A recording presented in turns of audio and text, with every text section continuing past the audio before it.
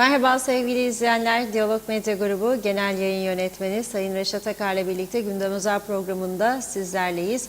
Evet, bugün hangi konuları konuşacağız sırasıyla sizlere aktarayım. İlk olarak akaryakıt bugün yine zam gelirken Türkiye'de de maaş artışları ve enflasyon rakamlarına göre Kuzey Kıbrıs'taki asgari ücretin artırılması yönünde çağrı yapıldı. Bu arada Asgari Ücret Komisyonu'nun da yarın toplanacağı belirtildi. Peki artış ne olmalı? Çalışma Bakanı Hasan Taçoy'un 6 aylık enflasyon rakamının 1 puan üzerinde olacak şekilde düzenlemeden yana olduğu iddiası var. Kuzey Kıbrıs'ta 6 aylık enflasyon rakamı %33,32 olarak açıklanmıştı. Konuşacağız. Tabii çalışanların gözü yeni asgari ücrete yönelirken üreticiler de pahalılığa karşı önlem talep ediyor. Hayvan Üreticileri Birliği bugün Tarım Bakanlığı önünde eylem yaptılar.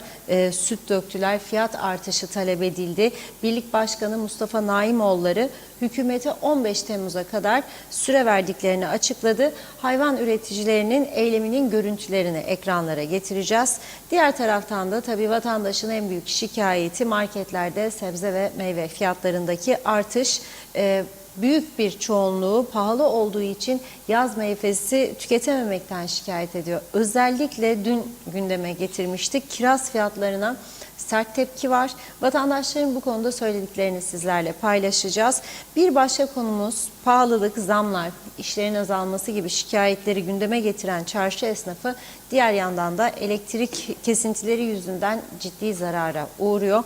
Lefkoşa'nın tarihi Arasta çarşısındaki esnaf son günlerdeki bu uzun süreli kesintileri protesto ederek dayanacak gücümüz kalmadı dediler. Esnafla gerçekleştirilen röportajlarımız var. Onları yine sizlerle paylaşacağız.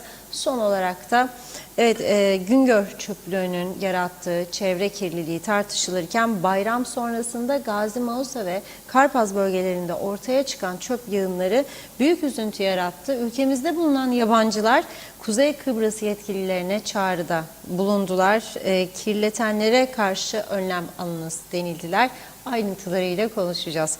Evet, buyurun Reşat Bey. Herkese iyi günler, hayırlı günler dileyerek başlayalım. Evet, bugün tabii yeni bir güne uyandık. Akaryakıt zammıyla. Aslında bütün dünyada ekonomik kriz var ama bu denli değil. Yani her gün insanların hayatında zam olmaz yani. Bizde zam, yani akaryakıt zammı olmazsa markete gittiği zaman adam bakıyor bir gün önce aldığı ya 2-3 gün önce aldığı ürünün fiyatı değişmiş. Buna yönelik soruya da tatmin edici bir cevap alamıyor. Bilmez miyim amcaya da teyze? İşte her şeye zam geliyor. Geliyor da işte döviz bu kadar arttı ama işte bir hafta 10 gündür de artmıyor, duruyor. Yani bayramdan sonra dövizin biraz daha artmasını bekliyorduk ama olmuyor. 50 kuruş, 60 kuruş çıkıyor, sonra bir tokat yiyor, tekrar düşüyor. Yani öyle bir yüksek artış yok ama buna rağmen bizde hemen her şeye zam geliyor. Bugün 95 oktan benzinin litresi 24 lira 25 kuruştan 25 lira 50 kuruşa yükselmiş. 98 oktan 24 lira 78 kuruştan 26 lira 5 kuruş. Euro dizel 22 lira 14 kuruştan 23,14'e. Gaz yağı 22 lira 24 kuruştan 23 lira 14 kuruşa yükselmiş. Tabii akaryakıta zam demek, zincirleme birçok şeye zam demek. Yani mesela işte çiftçi tarlada traktör kullanıyor veya ne bileyim işte nakliyecidir, kamyon kullanıyor, çakıl kum taşıyor, eşya taşıyor. Her şeye zam geliyor. Dağıtıcıdır, pazarlamacıdır, dağıtım araçları var. Onlar etkileniyor. Dolayısıyla zincirleme, herkes 1 lira artıyorsa kendini garantiye alsın diye 2 lira 3 lira artırıyor, başlıyor bir yerden. Ve bu tüketiciye gelinceye kadar rakamlar oldukça yüksek fiyatlara çıkıyor. Ve tabii bu durumda da asgari ücretle ilgili beklentiler de artıyor. Şimdi Çalışma Bakanı bir yerde söylemiş, bilmiyorum ben. Devletin ajansına baktım, orada göremedim. Yani bu tür haberler aslında genel bütün medyayla paylaşılması gereken haberlerdir. Bir resmi açıklama yok bu konuda. Yalnız yapılan açıklama şu: yarın Asgari Ücret Komisyonu'nun Çalışma Bakanlığı'nda toplantıya çağrıldığı yönünde ve görüşmeler başlayacak. Bakanın iddiaya göre diyorum, çünkü internet sitelerinde geziyor bu söyledikleri. 6 aylık enflasyon rakamının altında olmayacak, %1 de üstünde olabilir şeklinde bir laf olmuş. 6 aylık enflasyon rakamı Kuzey Kıbrıs'ta %33.32 olarak gösterildi. Demek ki bu rakam olacak ya %33-32 oranında, veya 1 lira %1 üstü dediğinde %34.32 veya 35'e kadar dayanabilir. Tabii diğer ilgililerin, Asgari Ücret Komisyonu'nda işçi tarafının, sendikaların ortaya koyacağı tepkiler, görüşler de son derece önemli olacak. %35 artması demek, şimdi düşünün. Tabii ki asgari ücret, öncelikle altını çizerek söylüyorum, yetersizdir, geçinilebilecek bir rakam değildir. Açlık sınırındadır. Ama asgari ücreti yükseltmek değildir marifet sürekli. Önemli olan pahalılığı durdurmaktır. Şimdi asgari ücretin 15'e yükseleceği şeklinde yarın bir açıklama duyarsak, göreceğiz ki birçok ürünün fiyatı da otomatik yükselmeye başlayacak. Daha da yükselecek.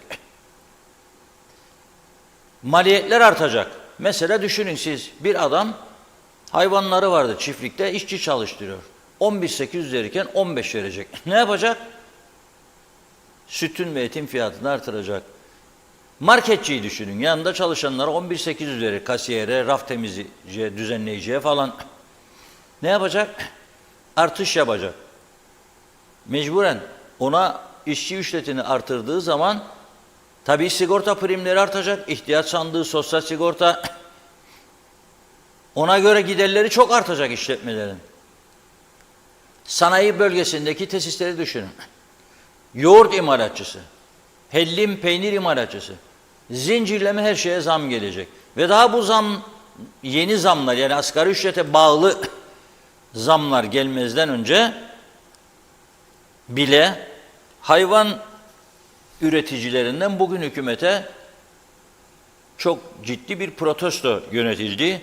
Tarım Bakanlığı önünde toplanan bu hayvan üreticileri ne yaptılar? Hükümete 15 Temmuz'a kadar, tam da gününü seçtiler ha. 15 Temmuz Kıbrıs'ta faşist junta darbesinin yıl dönümü, Türkiye'de de FETÖ darbesinin yıl dönümü.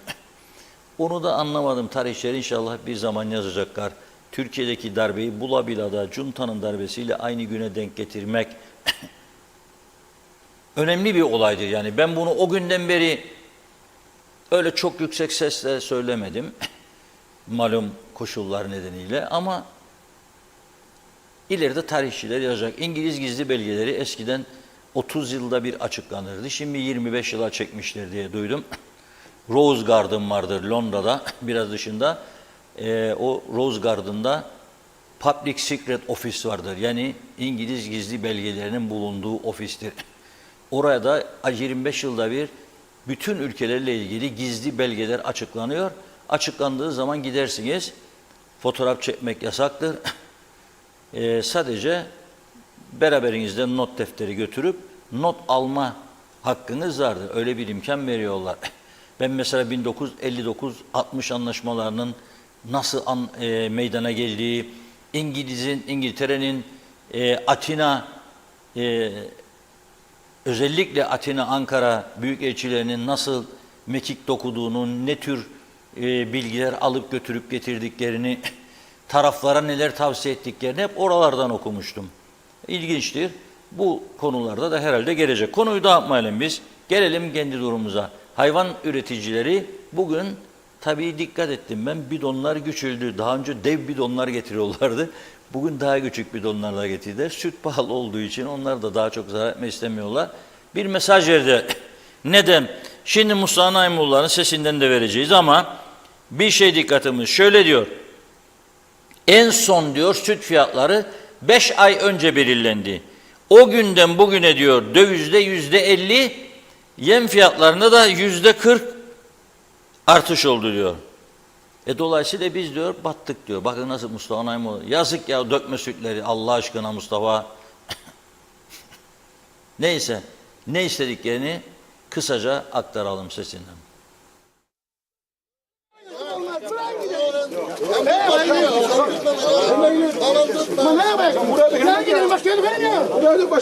Bak size haber vermeyecek. Ansın gelden dökecek. Bırakın bizi ateş sönsün. Dökecek. Bırakın bizi.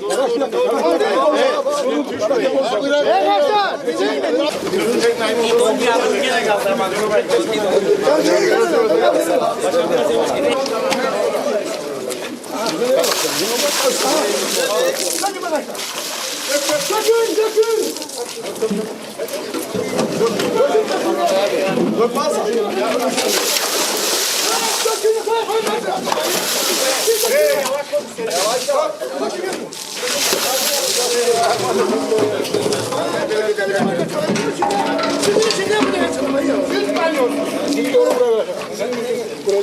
Bizi bu duruma getirenler hem utanmazdır, hem ayarsızdır, hem de şunu söyleyeyim, bu sektöre karşı en büyük düşmandır. Şunu söyleyeyim. Bakınız, daha da ağır konuşmak istemem. Utanmadan Şubat'tan bu yana 5 ay geçti. 5 ay önce Şubat ayında dolar 18 liraydı. Şimdi 26,5 liradır. %50 dolara zam geldi. %50 dolara zam geldi. Ve utanmadan daha önce yine burada açıklama yapmıştık. Çiğ sütün üzerinde %18 zam var diye çıkıp söylüyorlar. %18 zam kağıt üzerindedir. Esas zam %13 yansımıştır. Çünkü işbirlikçiler, yukarıdaki işbirlikçiler imalatçıyla anlaşma yaptık diyor ve hayvancının sütünü borsa şartlarında peşkeş çekiyorlar. 3,5 milyonu kim paylaştı? Kim paylaştı 3,5 milyon lirayı? Kim paylaştı başkan? Bugün imalatçıyla anlaşanlar ve borsayı 13 lira diye taban fiyattan koyup da imalatçıya inananlar, onlara soracaksınız kim paylaştı diye. Bakanlık ve süt kurumu %100 suçludur. 3,5 milyon bu hayvancının parasını saraya sütte yedi. Süt borsasında yemiştir. Vermiş olduğunuz teşvik dolar bazında eridi. Vermiş olduğunuz süt döviz bazında eridi. 5 ay önce süte zam yaptınız. Dolara gelen zam %50. O gün 600 lira olan doğudan geri desteği 35 dolardı. Şimdi 22 dolar. %50 lira eridi. Ve sen bana 50 lira hayvan başına artış yapıyorsun. Yani bize eşek yerine koyan sen bizi. Yani bu hayvancı ahmaktı da al gel ya da hus olun. Böyle bir şey olamaz. Bakınız biz sizden bu ürettiğimiz ürünün gerçek maliyetini istedik diyoruz. Sayın Bakan 2'de 1'de zamana oynar. 2'de 1'de defalarca buraya geldik, görüşme yaptık. Basına açıklama yaptık. Defalarca hayvancıyı zamana karşı dolar düşecek, yem düşecek, ham madde düşecek fiyatlarıyla defalarca kandırdı. Haçana bir bedel ödeyecekler bu ülkede. Üreteceksiniz, bedel ödeyeceksiniz. Ve dönecekler, beni arayacaklar. Sayın Başkan, yanlış yaptık. İmalatçıya inandık, imalatçı bizi kandırdı. Ne demek ya bu? Ne demek kandırdı ve imalatçı? Çocuk bu da kandılar. Yani sizin bir politikanız yoktur. Sizin bir politikanız yoktur. Siz ne yapacağınızı bilmezsiniz. Ve hayvancının sütünü siz bu kadar zor şartlarda ürettiği sütünü peşine çekeceksiniz. Eylem açıklarsa yüklenen eylem. Bunu bilsinler ki taş üstünde kalmayacak. Taş üstünde kalmayacak. 3 kelime söylüyorum. Bunu herkes bilsin. Siz utanmazsınız. Siz ayarsızsınız. Siz üreticinin ekmeğine göz diktiğiniz için.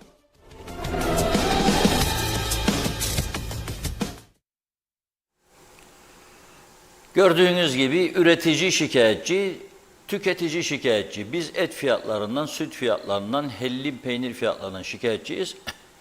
Onlar da devletin belirlediği süt fiyatlarından şikayetçi. Yıllardır bu ülkede bu sorun çözülemedi. Dikkat edin. En fazla hayvancıların eylem yaptığı ülke Kuzey Kıbrıs'tır. Devamlı bu insanlar mağdur ediliyor. Devamlı sokaklarda, devamlı kavga, gürültü, haklarını böyle elde etmeye çalışıyor. Tabii döndük baktığınızda Süt İmalatçıları Birliği'ne, onlar da hayvancılara bu teşviklerin verilmesine karşı çıkıyor. İki örgüt neredeyse birbirine düşman örgütler haline getirildi. Bir tarafta üretici, bir tarafta imalatçı. Yani süt ürünleri imalatçıları. Şimdi tabii ben şuna bakarım. Güney Kıbrıs'ta asgari ücret bizim oldukça üzerimizde değil mi? Aynı ülkedeyiz biz. Ve onlar da hayvanlarına yem yedirir, biz de yem yediriyoruz. Nasıl olur onlarda et fiyatları bizim altımızda olur? Halen bu döviz kuruna rağmen bizim fiyatlarımızın oldukça altındadır. Nasıl olur bu iş? Burada bir soru işareti var. Ve bunu çözmek aslında zor bir iş değildir. Bunu çözmek zor bir iş değildir. Cumhurbaşkanları, iki tarafın teknik komiteleri sık sık bir araya geldiler. Yani Cumhurbaşkanları son zamanlarda gelmiyorsa sık sık birkaç kez geldiler. Teknik komiteler geliyor. Ya oturun, ayıp değildir. Rumlara deyin ki siz nasıl başardınız be Andreaslar, Papadopoulo'lar bu işi de biz başaramıyoruz. Bir eksiğimiz var bizim, bir yanlışımız var. Sorun. Ayıp değil. Bakın bizim taraftan Güney Kıbrıs'a prefabrik ev satışlarının arttığını yazıyor Rum basını. 3 kat artmış. Bizim bu tarafta üretilen prefabrik evler ucuz geliyormuş. Eğer onlarda da yemler bizden ucuzsa alın ondan ya. Bunun vatanı milleti Sakarya'sı yoktur ya. O daha ucuza mal ediyorsa bırakın alsın, hayvancı getirsin. O da hayvancı da kâr etsin, vatandaş da daha ucuza yesin. Ha o daha ucuza bulursa yemi de daha pahalı satarsa gene o zaman müdahale edeceksiniz. Yani her gün küçük bir ülkede bu kadar insanlar sıkıntı içinde yaşatılamaz ya. Ya biz her gün uyandığımızda bir eylem var. Bu ülkede her gün bir bağırma var, bir kavga var. Bir anlaşmazlık var. Ve bir tarafta da hükümetin veya hükümetlerin diyeyim gelmiş geçmiş sorunlara karşı kayıtsız kalması var. Görmezden duymazdan geliniyor birçok mesele. Bırak bağırsınlar deniliyor. Ama olmaz ki. Olmaz. Şimdi dün burada kiraz konusunu gündeme getirmiştik. Ve diğer zepse meyveleri de tabii büyük ilgi uyandırdı. Çok vatandaşımız yazdı, çizdi halen bugün de. Ya düşünün siz, bu ülke nasıl kurtulur diye soruyorlar. Bu ülke aslında kurtulur. Ama gittikçe derinleşiyor sorunlar. Daha önce ben 1 yılda toparlanır, 2 yılda Türkiye'den yardım istemekten vazgeçer diyordum. Şimdi uzatıyorum süreyi. 2 yılda toparlanmaya başlar, 3. yıl Türkiye'den belki para istemez. Her şeye rağmen, çünkü para akıyor bu ülkeye aslında. Emlak sektörüne akıyor. Bakın dün beni gazı veren Geçikkale'den özür dilerim. O taraftan muhtarlar aradı. Bugün de önemli bir makam sahibiyle konuştum. Bakın bana söylediğini söylüyorum. Onun aldığı bilgiye göre Geçikkale ne deniz var ne bir şey var. 4000 tane konut geliyormuş oraya. Sütlüce'ye kadar ilerlemişler. Buradan da Sütlüce muhtarına selamlarımı yollarım. Kaptana benim sevdiğim yerlerden biridir. Şimdi o dinlerken beni şöyle diyor biliyorum. Hani gelecektin diyor. Elbet bir gün geleceğiz muhtarım, merak etme. Güzel köylerimizden biridir. Mesarya'nın ortasında, fakat hiç kimse tahmin etmezdi Sütlüce'ye gidip de 2000 tane konut yapılıyormuş ve kağıt üzerinde, plan üzerinde satılıyor bu yerler. Yabancılar alıyor. Çünkü onlara farklı bir hayat geliyor. Çünkü dövizi çevirdiğinde daha uygun geliyor şartlar. Tabii başına geleceklerden de habersiz. Elektrikler kesildiğinde ne yapacak karanlıklarda? Ne bileyim kanalizasyon yok, arıtma yok. Dışkılar kapısının önünden döküldüğünde ne yapacağını bilmez. Nasıl biz gittiğimizde bir yabancı ülkeye güzelliklerini görüp de aman be ne güzel memleketleri diyoruz ya, içine girip de yaşadığın zaman vay ne geldim ben buraya dersin. Mesela benim dediğim gibi İngiltere için. Hele kış ayları aman Allah'ım sabah karanlık, öğlen karanlık, gece karanlık. Bunalım içindedir insan. İstediğin kadar kazan, harcayacak vakit yok zaten çalışmaktan. Bizde de burada rahatlıktan. Netice itibariyle en önemli nokta, hani Singapur falan derler ya, çok canım sıkılıyor bu lafı duyduğumda. Rum tarafı nereden avantajlıdır? Avrupa Birliği'nin üyesidir ve gümrük birliği vardır. Ve Rum tarafı Türkiye'nin ürettiği malları bizden ucuz almaktadır. Gözlerimle kaç kez gittim gördüm, o Jumbo denen oyuncakçıda 100 müşteri varsa Jumbo'da 75 tanesi Türktür, Kıbrıs'ı Türk. Bakın iddia ediyorum, sağalım istersen gidelim bir bir. Bilemediğiniz 70'i. Ve gözlerimle gördüm, baktım aslan bebe. Türkiye, made in Turkey. Türk tarafından daha ucuz oyuncakları. Çünkü gümrük birliği var diye. Sıfır gümrükle götürüyor Rum.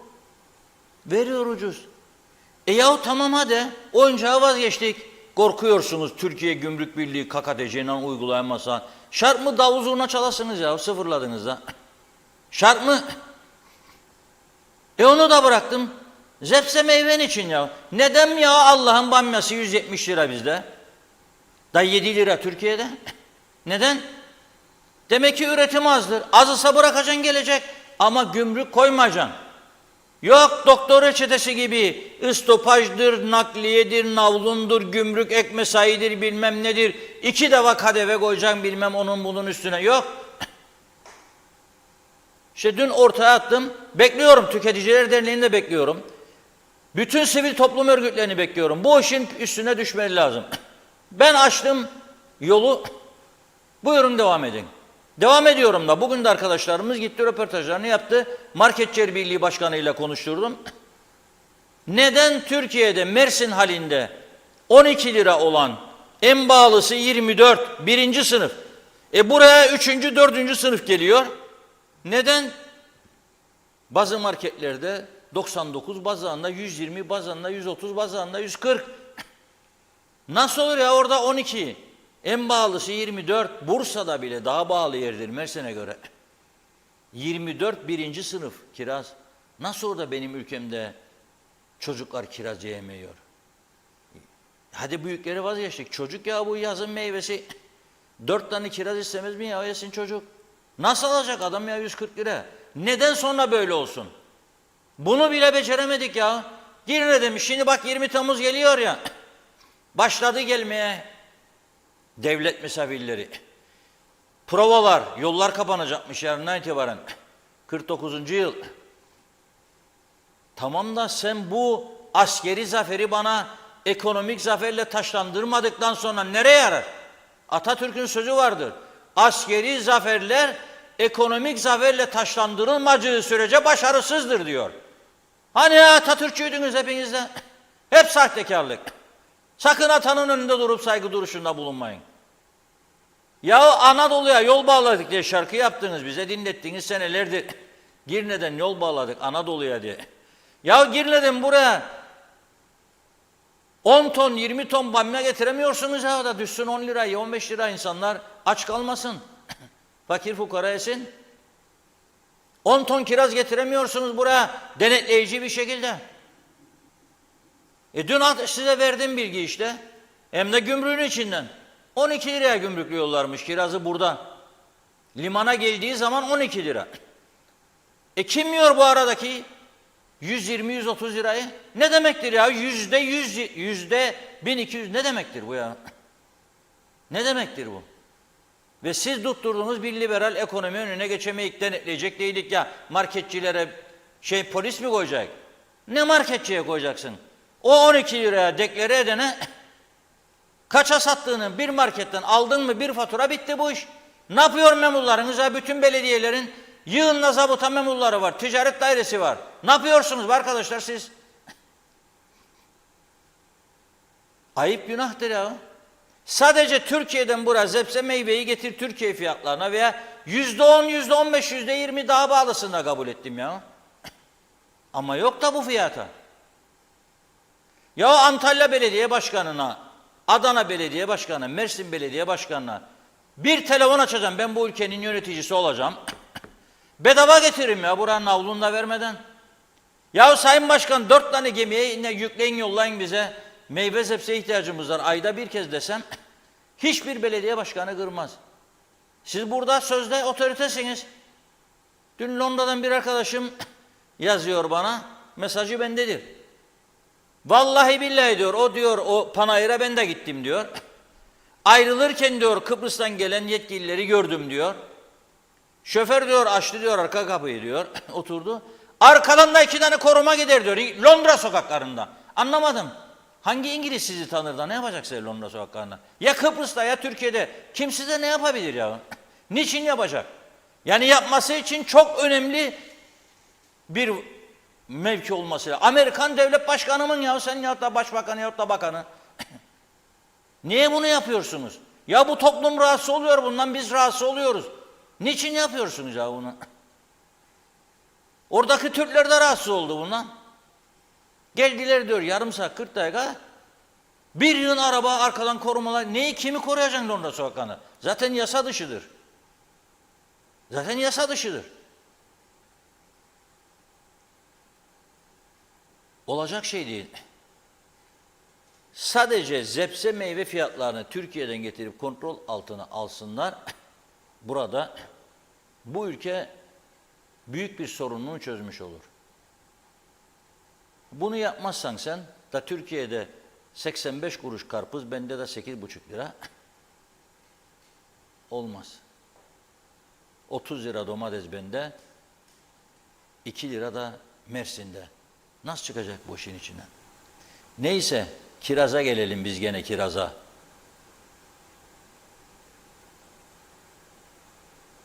Dalları bastı kiraz, gel bize biraz.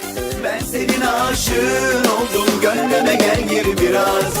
Dalları bastı kiraz, gel bize biraz. Ben senin aşığın oldum, gönlüme gel gir biraz.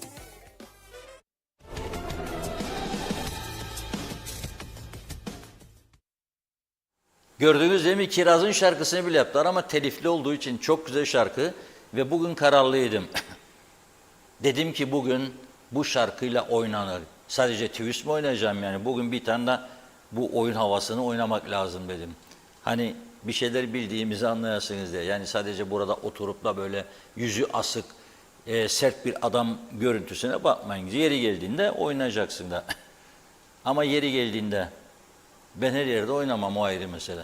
Ama canımın çektiği yerde de kalkar oynarım kimseye de hesap vermem. Bugün oynama günümdü. Arkadaşlara da dedim hadi bu şarkıyı bakın telif yoksa verelim ben de oynayacağım dedim söz. Fakat telifli çıktı onun için oynayamadım kusura bakmayınız. Mesajlara mı içelim yoksa röportajlarımız var. Kiraz röportajımız var. O röportajları dinleyelim mi? Tamam haydi röportajları dinleyelim ondan sonra.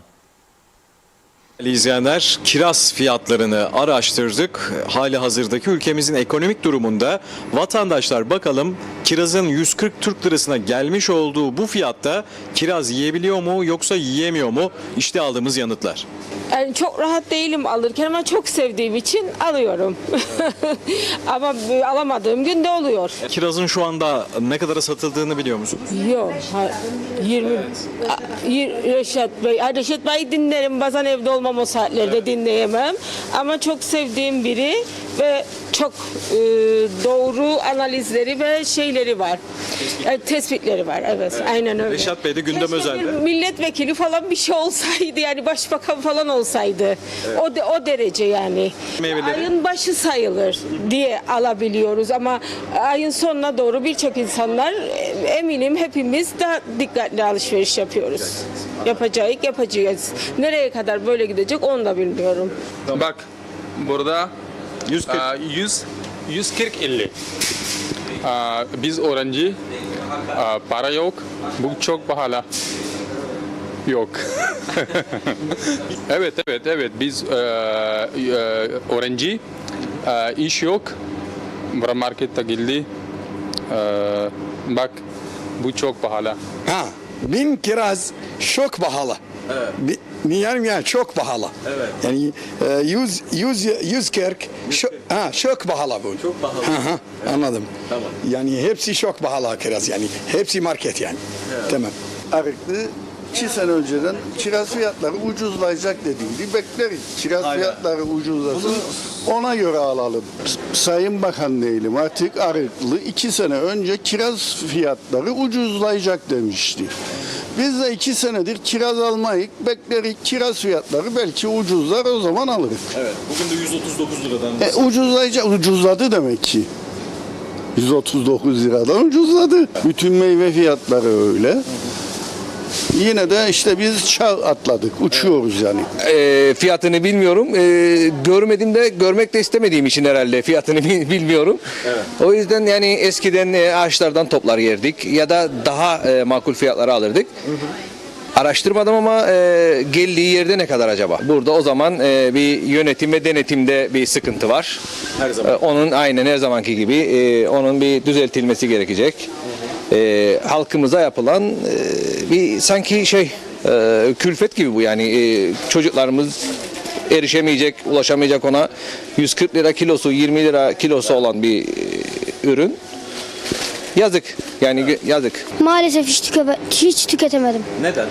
Çünkü zaten annemle babamın ikisi de birlikte çalışıyorlar ve aldıkları maaşta sadece işte ne bileyim su faturasıdır, elektriktir, kiradır onlara gidiyor.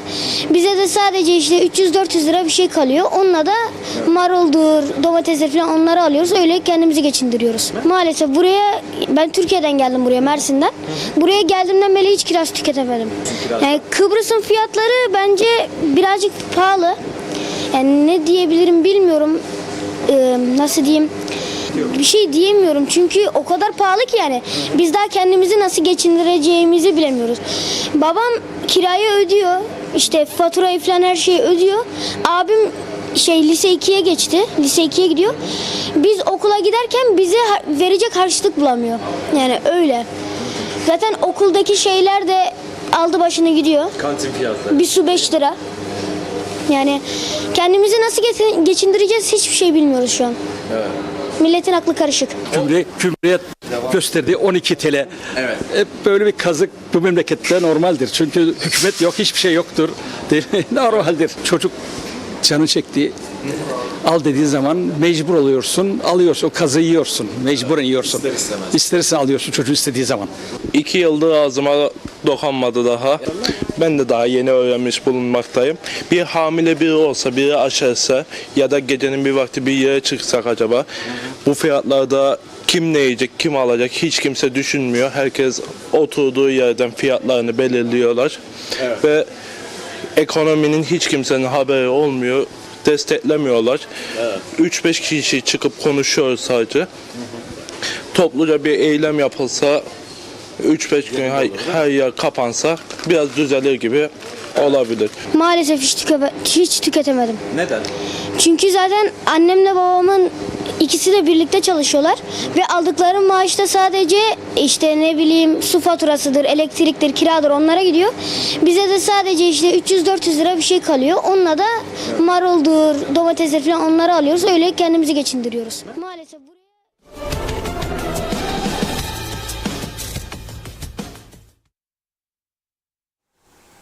Evet, gördük değil mi? 5-6 kişiyle markette konuştular. Bir tane bayan sadece poşetler maşallah yüklüydü. Belli ki fiyatına da bakmamış. Onun öyle bir sorunu yok. Belli ki kartlar falan yüklüdür. No problem. Veri kartı cırt cırt çeker. Karşılığı var. Ama çekemeyenleri var. Bak çocuk ne diyor? 2 yıldır ağzıma kiraz koymadım diyor. Bilmiyor. Yiyemeyecek durumda. Ama sadece kiraz değil ya yiyemedikleri. Çok şey var. Yani onun için büyük şansı var bu ülkenin. 40 mil ötede Türkiye Cumhuriyeti var ya. 40 mil ötede 2 lira domates. Buradaki üretici ne olacak? Buradaki üretici ne olacak? Bir şey olmaz. Fazla üretemediği için zaten fiyatlar budur. Fazla üretemediği için fiyatlar budur. Yazık günahtır ya. Yazın içinde domates yiyemiyor insanlar, salatalık yiyemiyor. O hale geldi.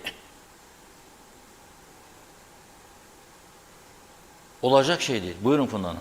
Hızlıca başlayalım mesajlara. Çok çok teşekkür ediyoruz.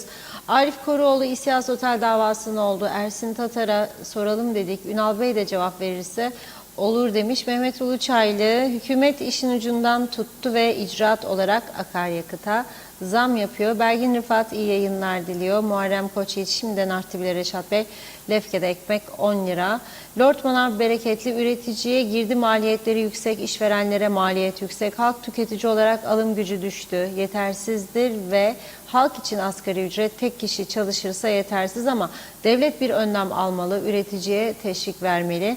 Oya Tandoğdu, ev kiralarına çözüm bulsunlar, herkes mağdur oldu, öğrencilere daha fazla kiraya verilsin diye KKTC vatandaşları evlerinden çıkartılmaya çalışılır. Devletimiz bu ev kiraları için bir önlem alsın lütfen demiş. Lord Manav teşvikler, hibeler, o faizli krediler verilmeli, işverenlere destek çıkılmalı, üretici battı, esnaf battı, halkın alım gücü düştü. Ömer Meraklı, her şeyden vazgeçtik, hiç olmazsa sağlığımız olsun korusunlar. Çöplerin yanlış depolanması, bastırılmasından dolayı oluşan metan gazının hala daha yanmasının devam etmesi çok çok üzücü. Aslında bu konu Çernobil kadar tehlikeli. Bölge halkı, askeri birliklerimiz hep risk altında. Hepimiz kanser tehlikesi altında. Benim hanım bu anda onkolojide son günlerini yaşıyor demiş. Kime şikayet edeyim? Acı gerçekler. Allah hepimizi korusun. Evet, Lord Manav, çalıştığımız elektrik mazot gaza gidiyor. Eksilerdeyiz demiş. Erol Hasan Melbourne'den selamlar. Kolay gelsin. İyi yayınlar diledi. Hasan Nihat Erduran 1/4 süt kalanı sudur yazmış. Mustafa Özcan iyi yayınlar. Fikret İpekçioğlu bu meclistekiler ancak buraya kadar.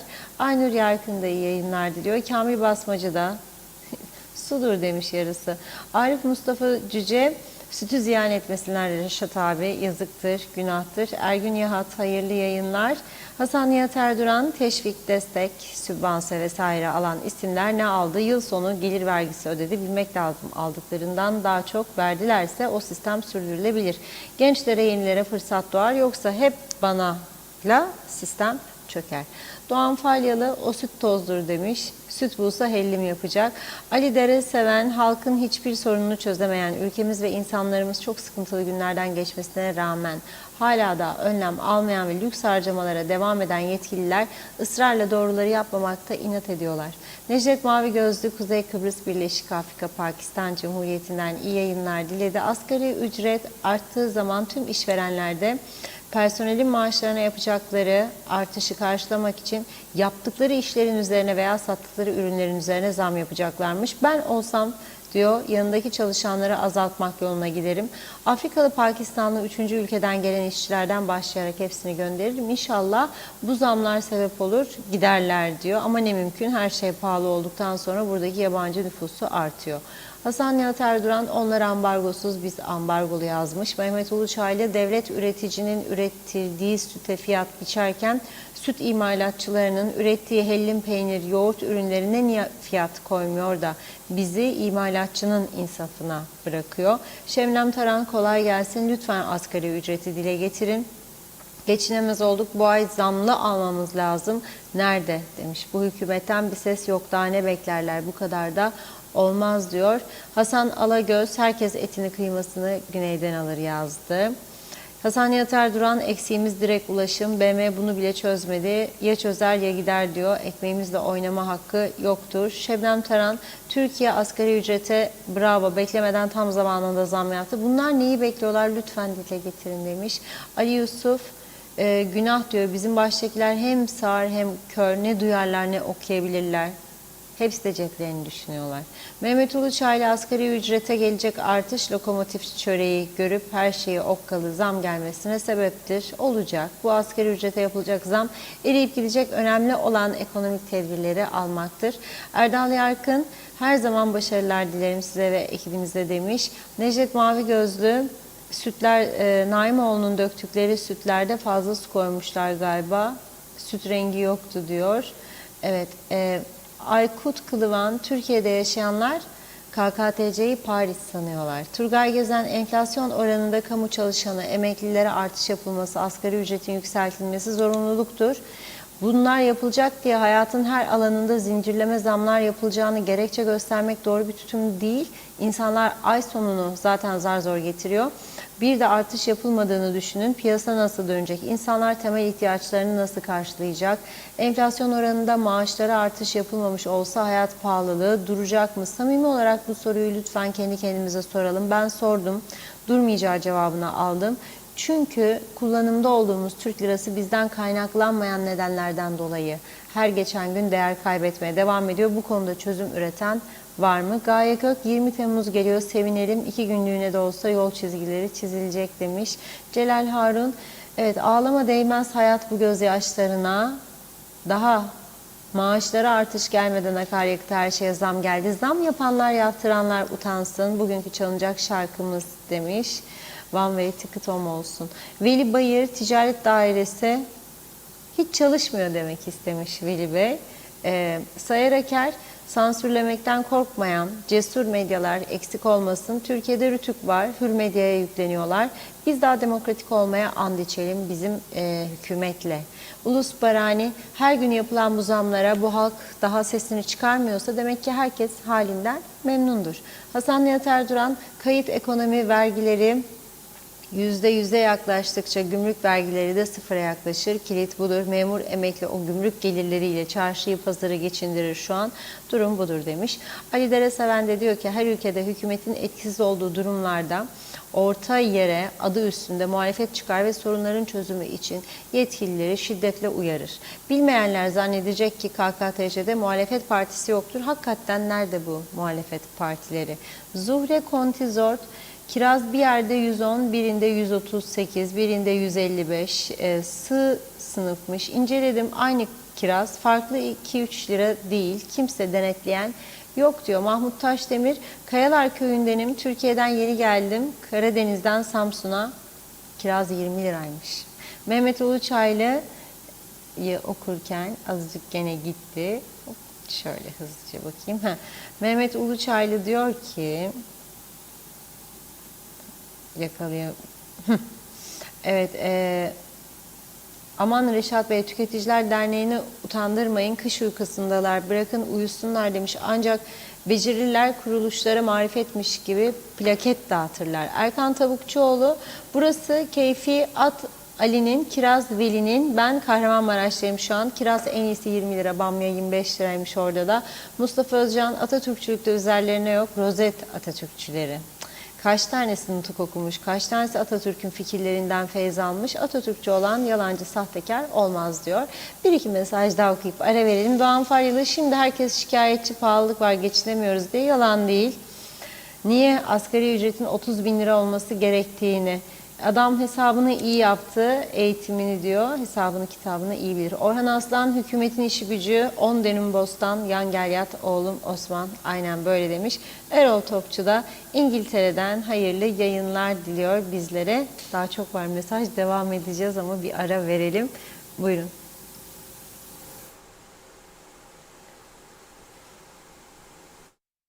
Nasılsın? İnşallah iyisin. Yahu bir gün dedim sana buluşalım da söyledim bana ki yardımcın Türkiye'dedir. Ya geldiğinde geleceğim bana konuşalım etraflıca. Ben adama bir defa söylerim, 2 defa söylemem. Reşat Bey, şimdi seni çok çok beğenirim.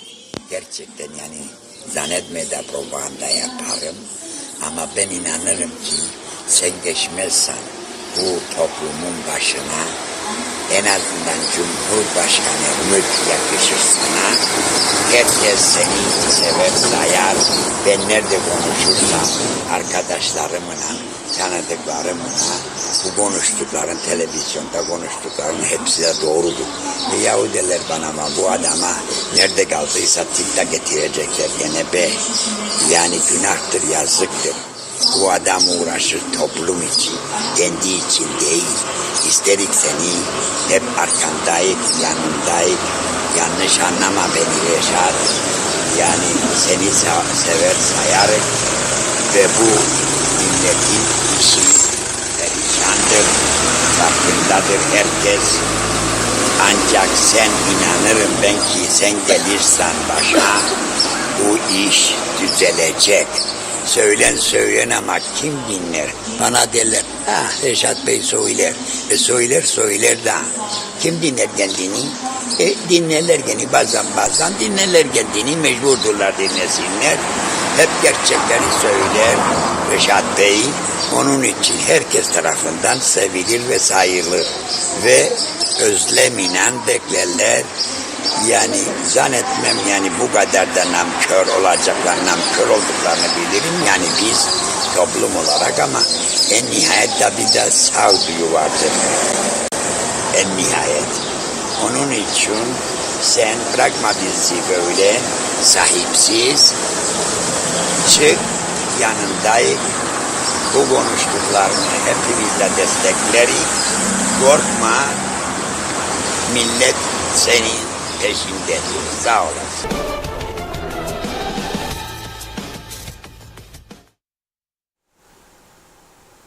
Evet, çok teşekkür ediyoruz. Bunu gönderdi. Özellikle yayınlamamızı istediler. Biz de yayınladık. Şimdi tekrar kısaca Kiraz'a geliyorum mesajdan hemen önce. Arkadaşlarımız Marketler ve Bakkallar Birliği Başkanı İsmail Bükülmez'le konuştular. Neden gümrüğe 12 liradan deklare edilen kiraz marketlerde 90 ile 130-140 arası satılıyor? Aynen görüşlerini aktarıyorum size. Diyor ki İsmail Bükülmez, kiraz market ve bakkallara kasa miktarı esasına göre kilo başına 70 ile 80 lira arasında giriş yapıyor diyor. İyi dinleyin. 12 liraya deklare ediliyor gümrüğe, 70 ile 80 lira arasında veriliyor marketlere veya satıcılara, manavlara. Aradaki farka bak. 12, 70 veya 80. Yani 60'ın üzerinde bir kar var. Gidinceye kadar. Ha diyecek bana gümrükten aldım, kamyona koydum, götürdüm. Olabilir. Ama yok da bu kadar. Yok da bu kadar. Bu işe birilerinin el atması lazım. Ben bütün marketleri gezin, kilo hangisinde satar demiyorum. Mümkün değildir o. Ama çok basit bir yöntemle bu kirazın fiyatını hiç olmazsa 40'a 35'e indirmek mümkündür diye düşünüyorum. 12'ye veriyorsa, alıyor, gümrüklüyorsa 2 tane market, büyük marketten alırsınız faturasını. Kaça vermiş? Çağırırsınız, gel bakalım buraya, 12 dedin buraya bu. Olmaz kardeşim. İthal iznini kaldırırsınız. Bakın ondan sonra nasıl düzelir bu iş. Bakın ondan sonra nasıl düzelir. Ya, buyurun Funda Hanım. Devam edelim kaldığımız yerden mesajlara. Evet, Enver Taşer, bu adada Afrikalıların, kaçak kalan insanların acil gönderilmesi gerek. Çünkü nüfus çok çok kalabalık diyor. Tabii marketler her şeyi %200 zamlı satıyor. Alıcı çok. Mallar elinde kalmadığı için zam üstüne zam yapıyorlar ama esas gavur dediğimiz kişiler içimizde satıcılardır demiş. Ne zaman kriz olduysa bizim de diyor. Evet, Zeren Turalı, battı balık yan gider, bizleri vuran ambargolar değildir. Aşırı kazanç para hırsıdır. Dövizin tavan yapması bir yana ülkeyi idare eden, göbekten bağlı olduğu sermaye, burjuvazik kesimdir. İşte kiraz örneği. Türkiye'de 25, bizim sitede 100-150. Eğer gümrükteki fonlar düşmezse, bu marketlere yansımazsa vay halimize. Hamasi nutuklardan, Vatan Millet Sakarya'dan başka bir şey yapmıyorlar. Yani arzu edilen bu. Çıkar düzeniyle mi ayrı devlet demiş ayrı devlet egemenlik isteniyor. Önce ülke sorunları ve diğer hayati yaşam sorunlarını çözünüz. Lafla pilav yenmediğini ne zaman kabulleneceksiniz? Halk sokağa inmezse, tepki koymazsa işimiz zaten dumandır. O gün Zeybekoğlu, Sonay Zeybekoğlu'nun ayakları neden yürüyemiyor Reşat Bey demiş. Doktorun kendisine bir açıklama yapması lazım değil mi? İlaç tedavisi başladı, yürümesi durdu diyor. Deneme tahtasına döndürdüler demiş o gün Bey. Çok çok geçmiş olsun, dileklerimizi yine iletelim. Ulus Barani, Türkiye'de ucuz olan kirazın burada çok pahalı olması durumunu kiraz ithalatçılarından araştırıp ne kadar vergilendirilip ithalatçının ne kadar kar ettiğini araştırın. Bence kiraz ithal eden bir ithalatçıyla görüşmemiz gerek. Oytun Andaş iyi yayınlar. Necdet Mavi Gözlü, belediyeleri kim kontrol etsin acaba diyor. Ki kaldı ki belediyeler market veya pazarları denetleyecek. Esas hırsız belediyeler. 10 ton su çekiyoruz.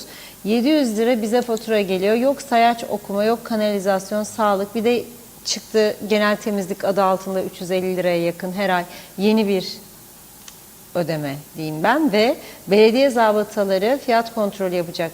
Güldürmeyin diyor beni. Hepsi hırsız.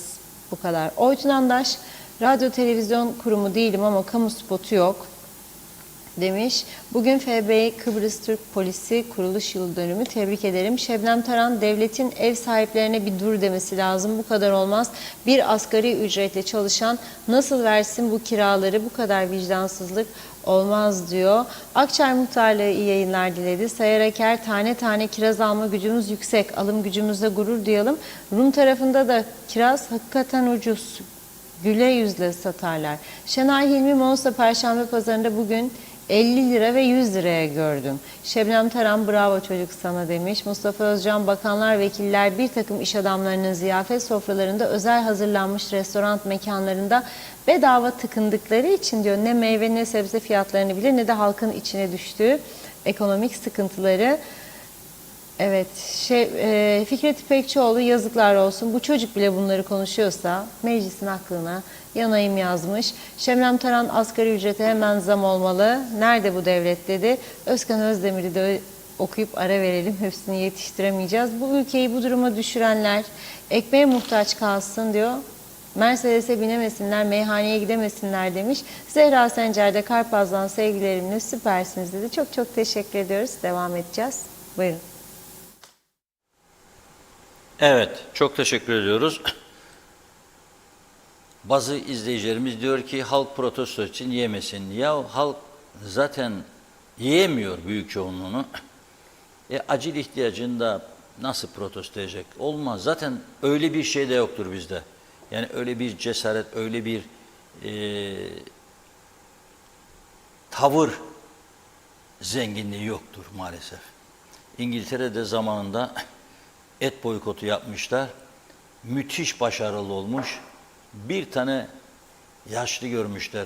Kasaba girip çıkmış. Elinde iki eli de yüklü poşetler, etler, kıymalar falan. Gözlemciler durdurmuş, sormuşlar. Boykot vardı, haberiniz yok muydu? Evet vardır demiş. Niye? Biz Kıbrıslılar demiş. Etsiz yaşayamayız. Ha sen Kıbrıslısın demiş. Evet Kıbrıslı Türk'üm demiş. Yani öyle boykot bizde kolay değil. Ya bakın elektrikten neler çekiyoruz yıllardır. Ne yaptık? Ne yaptık? Hükümetler ara sıra yasa değişikliği falan filan önlem. Sendika grev yasağı falan. Ama değişen bir şey yok. Günlerdir Lefkoşa'nın tarihi Arasta bölgesi elektriksiz durumda. Zaten o insanların tek umudu Lokmacı barikatından geçen yabancılar ve Rumlar. Zaten bizde gidip alışveriş yapacak para yok yerli halkta. Yapan da çok az. İşte mesela hanımın afiyet olsun doldurduğu gibi poşetleri fiyatını bilmem diyerekten. Ama o o bölgede insanlar bunu sonra geleceğim. Buna sonra söyledikten sonra bu elektrik kurumu aslında hem iflas etmiştir, hem de sürekli hem devlete zarar veriyor hem de halka zarar veriyor. Fakat bir türlü cesaret edip bir yol çizemiyorlar. Özelleştirme hayır olamaz. Rumlar yapıyor, bizde olamaz. Güneş enerjisi kapasite yok. Gemiden ucuz vereyim yarı fiyata diyor adam, yok görüşmem seninle. Hem beni zehirleyeceksin en kirli yakıtla üretim, hem sürekli zam, hem zarar, hem de devamlı kesinti. Şimdi gelsin işte bakın bu göstereceğim görüntüye bakın siz. Buraya bakın lütfen. Nedir bu? Bakın ama rezalete bakın. Adı var üstünde. Ne der? Kuyumcular bölgesi. Travo merkezi o. Travo merkezinin yanına bakar mısınız siz lütfen? Bugün çekildi. Arasta bölgesindeki trafo merkezi, Arasta'yı besleyen merkezi yanında. Yanacak süngerleri var, yatakları var. Rezil bir durum. Ama kimin umurunda? Bu neyi gösteriyor? Hiçbir zaman elektrik kurumu kendine bağlı trafo merkezlerini gidip denetlemiyor diye. Bu onu gösteriyor. Ama sorumluları vardır, trafolardan sorumlu. Ama bakım onarım diyerek kesiyorlar. Yarın da Girne'de gene kesiyorlarmış birçok yerin elektriğini.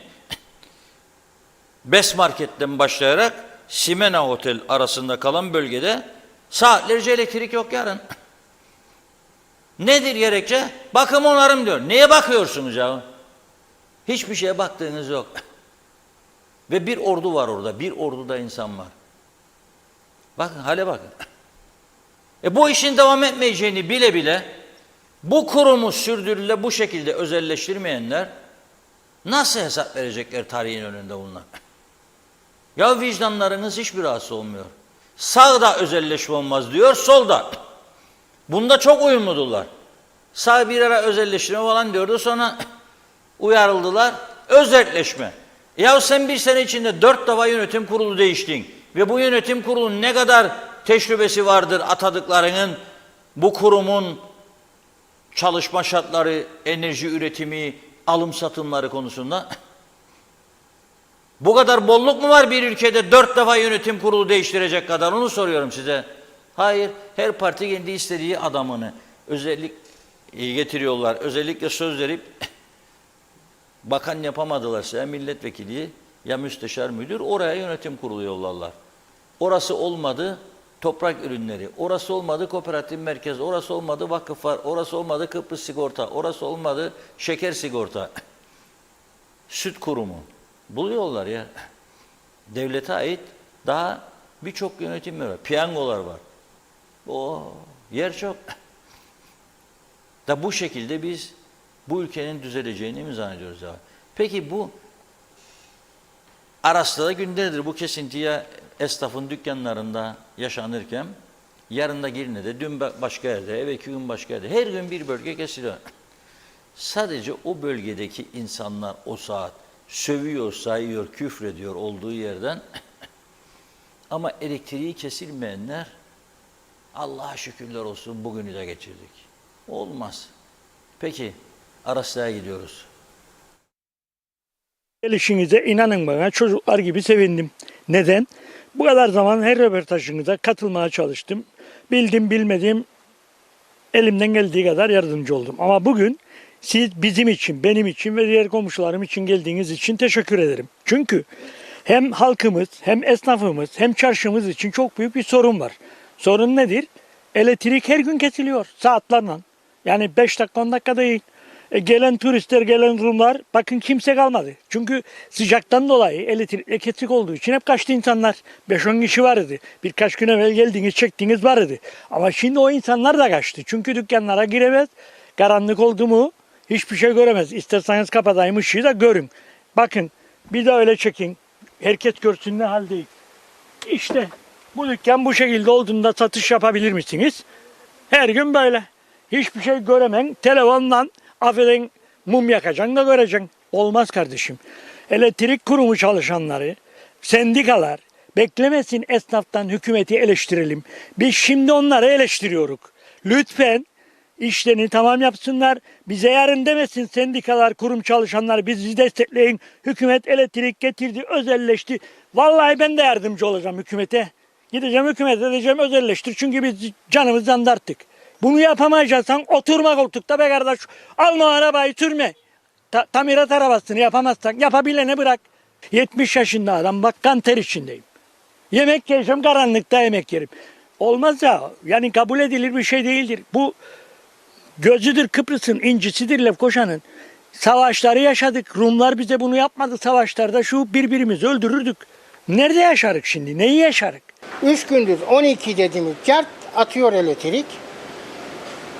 Arangellerini 8. sıradasın. 1. sıraya gelin. Hala daha 1. sıradasın. Hala daha bakmazlar. Telefonlara da bakmazlar. Yani derdini anlatacak birileri yok. Herkes kendini kurtarmaya çalışır.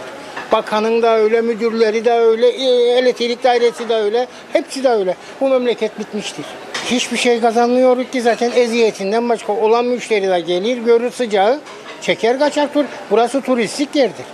Burasını el üstünde tutmalar lazımdır. Gidip ülkelerinde ya da Rum'a reklam yapmasın bizi. Gülerler bize ya. Bize gülerler, insanlar güler bize. Beklentimiz bunlardan, belki Türkiye'den elektrik gelir ya da Türkiye'ye artık ne yapacaklarsa satacaklar, elektrik dairesini satsınlar artık. Vallahi ne söyleyelim, mağdur olan her zaman biz halk, esnaf. Yani bu arıza geçen yıldan beri aynı şekilde devam ediyor. Bulunması gereken bir parça varmış. Yani o parça geçen yıldan bu yıla kadar hala temin edilemedi. Ben onu anlayamadım. Günü gününe herkes elektriğini ödüyor. Yani sonuçta alın düzelin, bize de hizmet verin. Nasıl hizmet istiyorsunuz? Elektriğin ödenmediği gün elektriği kesiyorsunuz. Hizmetinizi de düzgün verin. Biz mağdur oluyoruz. Böyle bir sıcak günde müşteri geliyor. Karanlık dükkan giremiyor içeriye. Jeneratör çalıştırsan klima çalışmaz. İnsanlar soyunup giyinecek. Böyle bir günde biz bekleriz çarşıya insan gelsin, satış yapalım. Dünya çalışanımız var, masraflarımız var, sigortalarımız var. Nasıl karşılayacağız biz bunu? Her gün. Sabah keserler 2 saat, akşam üzeri keser. Ne saat çalışacağız biz yani? Hizmetimizi veremiyoruz müşteriye elektrik kesintisinden dolayı. Bu sıcakta kim soyunup giyinir? Biz duramıyoruz mağazanın içerisinde. Tabii ki etkilenir. Çalışanımız var. Ben personele git diyemem de elektrik kesiktir. Ödemek zorundayım. Kendilerine elektriklerini günü geldiğinde ödemek zorundayım. Nasıl keserler bize? Evet. Hizmetlerini de versinler. Yahu yapamayacaklar. Sen yapsın gitsinler. Yapabilecek biri gelsin. Şimdi yetkililere diyeceğim ama yetkili yok ki. Hangi yetkili? Hiçbiri yetkili değildir.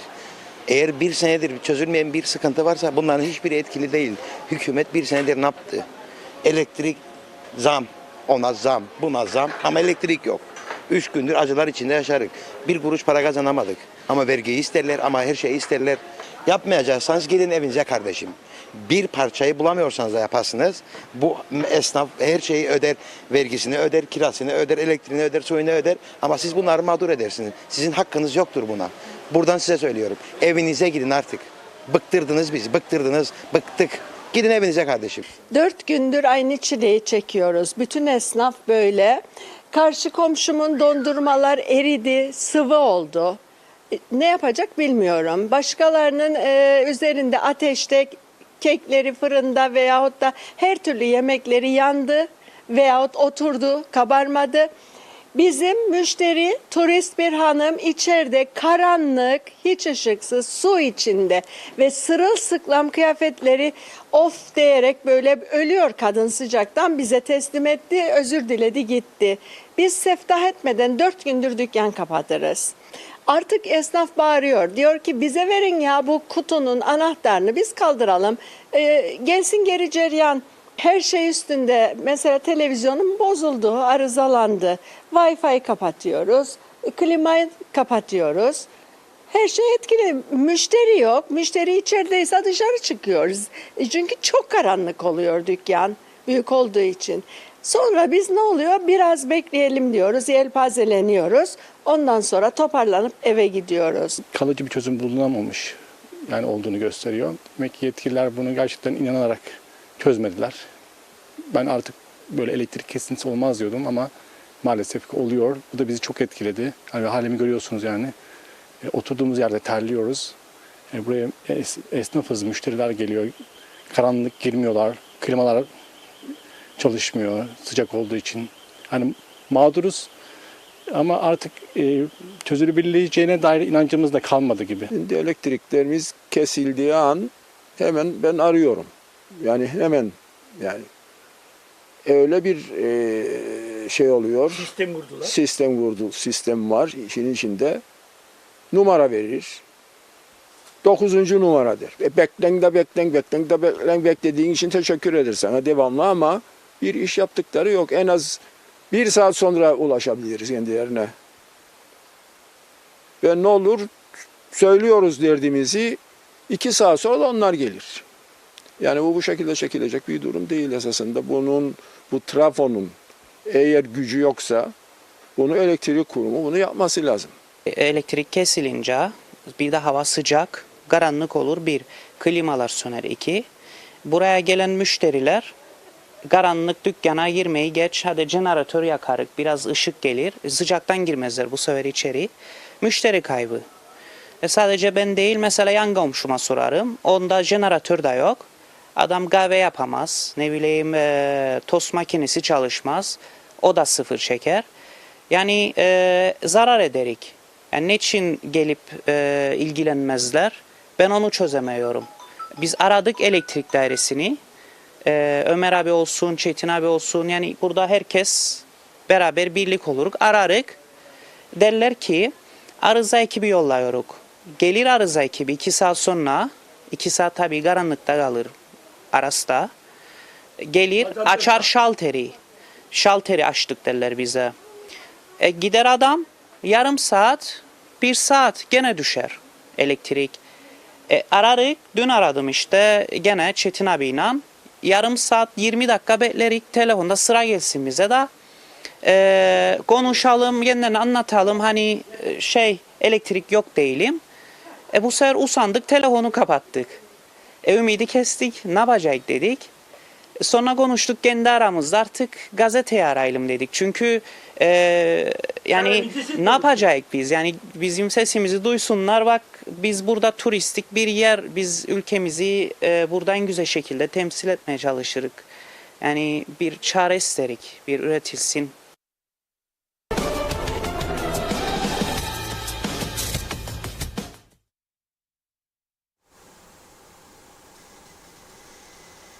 Evet, Arasta esnafının derdi bu. Ben onlara buradan bir tavsiyede bulunayım. Arasta lokmacı yani. Bazı mağazalar, bazı esnafın olduğu dükkanlar tam sınır kapısının yanında. Birlik olunuz, geçiniz 10 metre öteye, Rum Elektrik Kurumu'ndan elektrik isteyin. Bunlarda da 100 varsa utansınlar. Zaten gidişat o tarafa doğrudur. Ben aylar, yıllar öncesinden uyarıyorum. Ve bunun sorumlusu da 2'de 1'de yüzümüze, gözümüze bakarak, yalan bir sloganın arkasına saklanarak bize eşit egemenlik da bilmem ne diyenlerdir. Bu toplumu o tarafa yamalayacak olanlar bunlardır. Ve bak ne diyor caba. Birbirimizi öldürdüğümüz zamanlarda diyor Rumlarla, çünkü o bölgede büyüdü. Cabacabalar ünlü bir ailedir. Babaları bölgenin en önemli kunduracısıydı. O bölgede çatışmalar çok oldu. Esas oralarda şehitler verdik. O zamanda bile dedi biz bunda acıları çektirmediler bize Rumlar. Sana bunu bu ülkenin en milliyetçi yetişmiş, savaşları görmüş insanları söylüyor. Da sen bana martaval okun. Londra'ya gidip de arkadan 4 tane korumayla gitmek değildir. Devlet, eşit egemenlik falan filan. Halkını ayakta tutacaksın. Halkını güçlü tutacaksın. Halkın devletine öyle sarılacak ancak. Yok ki sen her gün mağdur edeceksin, her gün döveceksin, her gün eziyet çektireceksin insanlara. Olmayan elektriği pahalı satacaksın. Verdiğinde 2'de 1'de keseceksin. Ve insanlar kan ağlayacak. Mağazaların içerisinde sıcakta, bu görüntüler olmadı arkadaşlar. Bu görüntüler kıştan çekilmedir. Koymayın bunları. Bugün oradaydı arkadaşlar. Kışlık görüntüleri koymayın. Ayıp olur bize.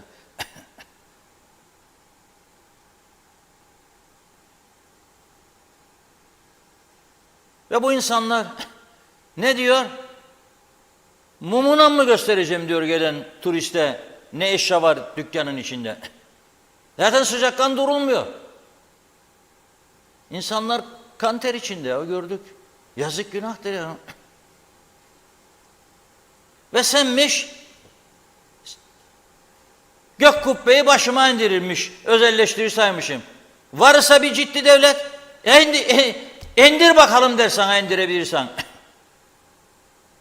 Yeter ki sen halkın, devletin, toplumun yararına bir iş yap. Ve halka açık ol, şeffaf ol. Bunu bunun için yapıyorum de. Doğru dürüst özelleştirme yap. Ercan daha yaptığını yapma bana. Bak kaç senedir Ercan canımızı yaktı. Ne kadar gelir kaybı vardır devletin Ercan'dan? Bir hesaplasınlar bakalım. Ama adam gibi yap. Avrupa ülkelerinin yaptığı gibi yap. Neden İngiltere'de bir yılın elektrik şirketi var da Avrupa isteyen Kıbrıs Türk tarafında? Bütün Avrupa sloganlarımız da yalandır. Kişiye göre devlet yönetimi var. Burada politika var. Onu öyle idare edeyim, bunu böyle idare edeyim. Ondan anlar, bu bundan anlar. Yok böyle bir şey olmaz. Sonunda bırak iki bölgeli, iki toplumlu federal çözümü, doğrudan mevcut Kıbrıs Cumhuriyeti'ne, Republic of Cyprus ki tanınan taraftır, ona yamalığa zorluyorsun sen bu toplumu. Bak ben dahi ne diyorum mendilerine? Gidin anlaşın, oradan çekin kaplılar elektrik. Kabul etmeyecek. Etmezse gösterin kendinize, siz de orada kendinizi. İstemem ben seni. En doğal hakkındır. Mahkemeler var burada. İstemem ben seni. Elektriğini. Ben onun için söylüyorum. Bir çözüm olursa referandum isterim. Referandum. Benim belediyem ayrı mı olsun yoksa tek belediye mi? Ben tek belediyeye oy vereceğim. Ve ben yorgacısı isteyeceğim belediye başkanım olmasını Lefkoşa'da. Çünkü Lefkoşa'nın Rum tarafına geçtiğimde bizim tarafa döndüğümde, bir o tarafa edip geri döndüğümde sanki terk edilmiş vahşi yamyamların yaşadığı bir bölgeye gelmişim gibi hissederim kendimi. Her taraf kırık dökük, yollar çökmüş, kaldırım yok, trafik ikaz işaretleri silinmiş, beton yığınları, devrilen elektrik direkleri olduğu yerde duruyor, bir şeyle sarmışlar yapışkanla, tehlike arz ediyor. Her taraf pislik içinde, temiz bir şey yok, yeşillik yok, ağaçlandırma yok, binalar çökmek üzere çoğu, özellikle sınır bölgelerinde. Diğer taraflar betonlaşmış, özel okul izini vermişler, dere yataklarının üzerine bunlar ve hala daha bana masal okullar. Daha sonra da gittiler, Kaya Plaza, 4 demişler de 5 yapmış, yıktılar adama 5. katı zamanında. O devrimci geçinen bizde insanlar, yazıklar olsun. Ama dere yataklarının üstündeki hiçbir şeyi görmüyorsunuz ha siz. Da böyle yönetim anlayışı, böyle devletçilik, böyle başarı, böyle gelişme. Neyse bir son dakika vereyim. Az önce Lefkoşa'nın Hasbulat sanayi bölgesinde bir trafik kazası oldu. Müthiş görüntülere bakar mısınız? Uçuyormuş arkadaşlar, uçuyormuş. İyi ki biri yok, daha öldürecekler herkesi. Uçuyormuşlar. Ve bu arabanın içinden 9 tane Nijeryalı çıktı, biliyor musunuz? Bir araba 9 kişi alır mı? 9 tane Nijeryalı çıktı. Şimdi çekti arkadaşlarımız, oradan geliyorlar. Yani son 1 saat içerisinde, yarım saat içinde olan bir kazadan bahsediyorum. Uçuyorlar. 9 tane Nijeryalı. Şimdi polis oraya gitti. Öyle mi? Polis oraya gitti. Bak ambulans bunlar için, bak ne zararlara bak toplumun. Yani bırak bunların verdiği korku. Bu kırılan dökülen yerleri devlet düzeltecek. Ambulans, şoför, hastane, tedavi devlet verecek. Neymiş? Öğrenci getirmiş bazıları. Ne öğrencisi ya? Ve benim polisim oraya gidecek şimdi. Bırakacak işi gücü. Amanlar protest yapamayacak bunlara. Bu uçmanın ardında bir şey vardır be arkadaşlar. Hepimiz de bunu biliyoruz. Bir şeyler çekip de uçuyorlar. Ama test yapamazmış polis. Niçin? Cihazı yokmuş. Kaçakmış cihaz? 17 bin dolar. 17 bin dolar bulamamışlar. Vay be. Vay be, vay be, vay be, vay be, vay be.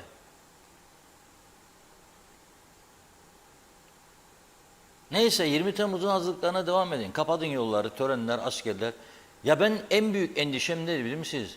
İnşallah tutu deyim. Bugün bir astrolog bayan geldi Mersin'den. Bana diyor sizin programa zenginlik katmak lazım. Ne? Her gün bir astroloji konusu açalım. Yani mesela bugün Koç ne olacak? Yarın balık ne olacak? Öteki gün akrep ne olacak? Öteki gün aslan ne olacak? Dedim ama biz yalan yapamayız ha. Yani söyleyeceğin gelin bir şey ama ya söylediğin tutmazsa ertesi gün diyecekler Reşat Akar bizi kandırdı. Mesela piyango bileti al dersen dedim da şanslı günün diyor da gitti aldı piyangoyu da kazanmadı bana söyleyecekler dedim. O doğru dedi. Onun için biz de piyangodan bahsetmeyik dedi. Evet durum bu.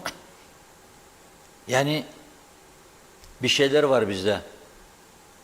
Büyük eksikler var, büyük yanlışlar var.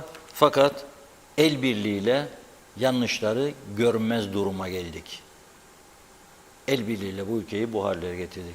Şimdi bu yolla birine vursalardı sağ kalacak mıydı karşıdan giden adam? Ha? Ya bir yayanın üstüne çıksaydı orada? Yazık günah değil mi? Hangimiz artık yollara korkusuz çıkabiliriz? Söyleyin bana bakayım. Çıkamayız.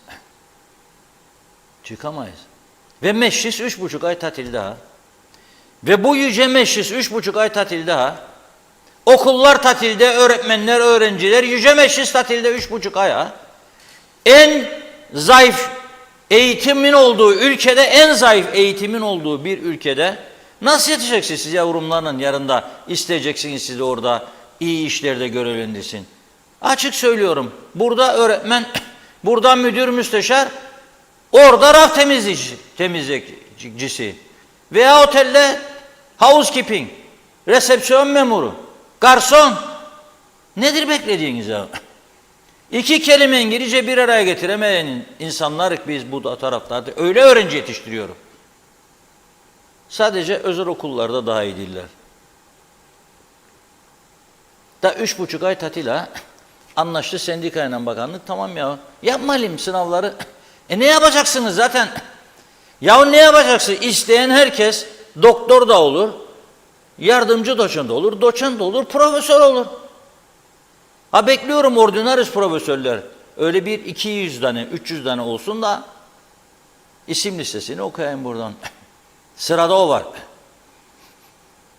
Da bununla övünürler. Kurdele keserken ne büyük şey böyle heyecanlanırlar da yaktık yıktık vatan işte bak ambargolara mı? Tümü yalan külliyen. Onlar da biliyor aslında yalan olduğunu. Yalanın üstüne yemin edenler var tabii o ayrı. Yalanın üstüne yemin edenler de var. Onları da çok görüyoruz hayatımızda. Bir şey olmayacağını tahmin ederler. İnşallah olmazlar. Benim Kuzey Kıbrıs Türk Cumhuriyeti'nden düzelmesinden fazla umudum yok. Bu ülke düzelmesi için önce halkın cesaretini ortaya koyması lazım. Bu arasta esnafı ya müracaat edeceksiniz. AİK diye bir kuruluş var. Güneyde elektrikten sorumlu. AİK. İsteyeceksiniz, seçeceksin. Ha öteki halk ne olacak? Ne yapayım? Girne'ye uzanmaz kapıları. Onun da başka türlü olacak ileride. Birkaç sene daha sabredecek belki. Ya da bir olacaksınız topluca gidip elektrik kurumuna orada kapacaksınız giriş çıkışlarını. Ta ki gidip düzelsinler. Başka türlü olmaz. Bu hale geldi. Maalesef. Bu hale getirdiler bizi. Ben başka bir çıkar yol göremiyorum. Dondurmalar diyor eridi diyor markette. Ne yapacak adam? Soruyorum ne yapacak adam? Yani bakkal varsa 50 tane dondurma kaçadığı da bilmiyorum fiyatı şimdi. Yemem ha. Kusura bakmasınlar. Elektrik kesildi, eridi tekrar dondu. Ben nereden emin olacağım yiyeceğim? Bu ülkede bazı gıda maddeleri artık yenmez arkadaşlar, tüketilmez. Güven bunalımı vardır. İşte ortada. 50 dondurmaya atacak mı bu adam yani şimdi? Atarsa zaten batmış demektir. Küçük bir market orada. Ya gelecek turist geçecek lokmacıdan diyecek bir soğuk su alabilir miyim? Ya bir soğuk meşrubat. Maalesef no elektrik, elektriğimiz yok. Biz zavallı fukara, Turkish Sipriot, fakir fukara. Yazıklar olsun be. 200 bin Rum'un malları, tarlaları, arsaları, evleri, dükkanları, her şeyini yedik bitirdik. Da şimdi fukara pozisyonda gene. Ayıptır bize ya. Vallahi ben utanıyorum. Utanıyorum ben. Ne hesap vereceğim? Bir Rum sorduğunda bana 200 bin Rum'un terk ettiği. Ya bütün ada üzerinde toprağımız %15, bu 15,5 civarı. Biz burada tutuyoruz 38,5 ya. Ve yedik bitirdik hepsini. Ne elektriğimizde hayır var, ne suyumuzda hayır var. Adam getirdi bize dağları, denizleri aşarak. Fazlalık denize dökülüyor. Ama ben şehitler diyarı, atlılara, Murad'a su götüremiyorum, öldürüyorum insanları susuzluktan. Hadi onları katliamda öldü aileleri, ben de onları susuzluktan mı öldüreceğim ya?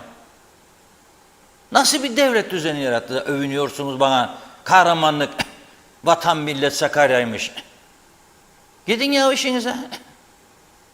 Gidin işinize. Karın doyurmaz. Tekrar ediyorum, Atatürk'ün sözüdür önemli olan. Askeri zaferler ekonomik zaferle taşlandırılmadığı sürece başarısızdır. Size ekonomik zafer için çok fırsatlar verildi. 100 binlerce dönüm araziler, sahiller, tarlalar, bahçeler, oteller, evler, eşyalar, altınlar, bankalarda paralar, arabalar, Türkiye'den buraya bavul turizmi için milyarlar, Türkiye hükümetlerinin yardımları, öğrencilerden akıtılan paralar, turizmden akıtılan paralar, ama hepsi partizanlık yüzünden, beceriksizlik yüzünden yok edildi, buharlaştırıldı. Ve bugün ben fukara Kıbrıs Türk'ü sınıfına düşürüldüm sizin yüzünüzden. Fukara Kıbrıs Türk'ü sınıfına düşürüldüm. Yazıktır. Buyurunuz. Evet, devam edelim. Şemi Mutsuz'un mesajını görüyorum. İlk iyi yayınlar. Reşat Bey'in dediği gibi 40 mil ötede ucuzluk var. Fakat orada ucuza alınsa bile aradaki tüccar yine buradaki fiyatlara, üstelik buradaki üreticiden de ucuza alıp pahalıya satıyor. Pahalılığın esas nedeni budur Reşat Bey. Üstelik burada üretim pahalıya çıkıyor. Maliyetler pahalı, alınan ilaçlar, gübreler, işçilik pahalı. Bu da dolayısıyla biz tüketicilere yansıyor. Hayırlı yayınlar. Güner Kadir, ev kiraları ne olacak? Çoğu sözleşme yapmıyor, vergi kaçakçısıdır. Erkan Kaya, yollardaki çukurlara ağaç ekmenin iyi bir protesto olduğunu düşünüyorum. Buradan sürekli hatırlatmak bir işe yaramıyor demiş. Şebnem Taran, yollar acil aydınlatılsın. Nazime Nalbant, iyi yayınlar. İskele'den herkese selamlar, sevgiler. İnşallah diyor. Kıbrıs'ta her şey yoluna girecek. Halkımıza zorluk vermesinler. Sevgilerimle. Hasan Nihat Erduran vergi listelerini soruyor. Erkan Kocabaş, oy oranı halkın tavrını ortaya koydu Reşat Bey. Buna inat asgari ücretliye ceza kesiyor hükümet edenler. Doğan Falyalı, bu işler dalında aşırı pişmiş incire benzer. Dibine düşer, sandığa gitmemenin cezası kesildi. Aç bırakıp intikam mı alınır sanki? Acaba demiş, olur mu sizce? Evet, Aynur Yarkın iyi yayınlar diliyor. Hasan Nihat Erduran, sonunda kandıracaklar, siyasete girecek, sağlığından olacaksın maazallah Reşat Bey, sakın kanma demiş. Evet, Şebnem Taran, asgari ücretliyi lütfen dile getirin dedi. Evet, Şebnem Taran yine belediyelerin bir şey yaptığı yok, Haspolat'ı pislik götürüyor. Su faturalarının da maşallah var. Oktay Değirmencioğlu, halk protesto edip yemesin. Ali Cevat, evet halk neyi bekler? Yazık, yiye yiye kaza döndük diyor. Çilek de kazıktı, benzin kazık. Yollara çıkma vakti gelmiş geçiyor. Biz de çok rahatsızız diyor. Evet, Şebnem Taran acil elektrik kurumu özelleştirilmeli. Celal Harun Elsen Yönetim Kurulu Başkanı Hüseyin Paşa'ya gösterin diyor, görsün. Belgin Rıfat, şu anda yapılan tüm ihaleler, icraatlar mafya usulü. Göz hakkı, kul hakkı, dil hakkı alınıyor Reşat Bey. Yol mu yapılacak, tabela mı yapılacak? Özellikle küçük hükümet ortağı uçan kuştan bile pay alıyormuş. Londra'da havadislerde bulunuyorlar, duyuluyor maalesef. Ali Dereseven halkı düşünerek halkın iyiliği için siyasete atılmaktan çekinmez Reşat Bey. Fakat bana göre bu çarkın içinde ezilebileceğini düşünerek geri planda kalıyor. Ülkenin düzelmesi için Reşat Akar gibi düşünen insanların artması ve şu anki sistem ve düşünce zihniyetinin temelden tamamen değişmesi gerek. Evet. Belgin Rıfat, elektrik konusu kangren olmuş yara, kökünden kesilip atılmalı, başka çare yok. Nazime Nalbant, elektrik sorunu çözülemedi, ne zaman bitecek, senelerdir bir adım ilerleme yok, halk isyanda, kimsenin umru değil, daha fazla halkımızı üzmeyin demiş. Evet, her gün sizi izliyoruz, ağzınıza sağlık, dilinize sağlık demiş, hepinize kolay gelsin. Evet, bakın Fevzi Mehmetçioğlu da kolay gelsin dedi. Necdet Mavi Gözlü, bugün bu memleketin bu durumlara gelmesinin tek sebebi, suçlusu UBP'dir. Bu partinin siyasetten gitmedikten sonra bu memleket asla ve asla düzelmeyecek diyor. Evet, yeni mesaj gelince biraz kaçırdık, yakaladım. Asla adam olmaz. Şunu da belirteyim demiş. Ayrıca hiçbir partiyi tutmuyorum ama gelmesinin sebebi budur. Sevmiyorum diyor. Hayatımda oy vermedim UBP'ye. Babam aday olsa bile vermem diyor. İşte futbol takımı tutar gibi parti tutan, bu partiden çıkan insanlar oy veriyorlar. Sonra diyor bir elleri yağda bir elleri balda saltanat sürüyorlar. Diğer geriye kalan insanlar da sürünüyor demiş. Benden bugünlük bu kadar. Hüseyin Koltan Londra'dan hayırlı yayınlar. Bravo Gündem Özel. Abey Hüseyin, kişiye göre devlet yönetimi, çok doğru bir söz. Metin Erdemel, bir de Haspolat arıtma tesislerinde çekim yapın. Havuzda pislikler varmış. Evet, Gülşen Bozatlı hayırlı yayınlar. Yazık güzelim memleketime. Şebnem Taran, Afrikalıların acilen gönderilmesi lazım. Ali Dereseven, Reşat Bey %100 doğru konuşuyorsunuz. Tek amaçları var, bizlere hayatı zindan ederek yaşanmaz hale getirmek, Rum'a yama yapmak. Az kaldı, başarıyorlar. Günde 10 kez egemen devletten bahsediliyor. Memleket elden gitti, hala daha egemen devlet deniyor. Rum'un benimsediği federasyon modeline istedikleri zaman bir referandum yapsınlar, çıkacak olan sonuca kendileri de inanamayacak. Zaten hedefleri de budur demiş. Necdet Mavi Gözlü, evet, meclise kızdı. Bu Afrikalıları buraya getirenlere de diyor. Ben kazada Afrikalılara bir şey olmamasına üzüldüm demiş. Az bile bize beter olalım diyor. Bir milletvekili veya bakanın başına gelirse böyle bir kaza, belki bir önlem alırlar demiş.